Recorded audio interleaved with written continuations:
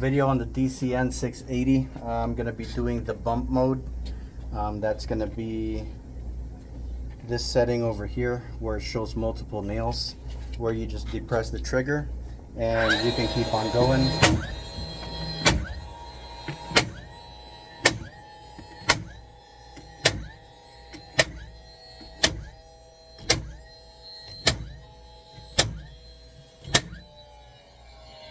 Rather than doing it on a single setting, when you hit that switch, you can only do it when you push down like that. So the bump mode is cool if you're not really doing a more accurate nailing.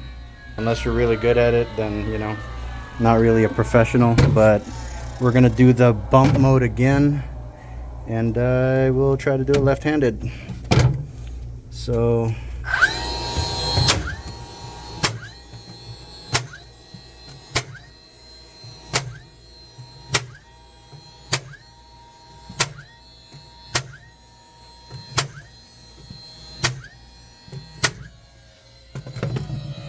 this is a recycled wood project, so there are a bunch of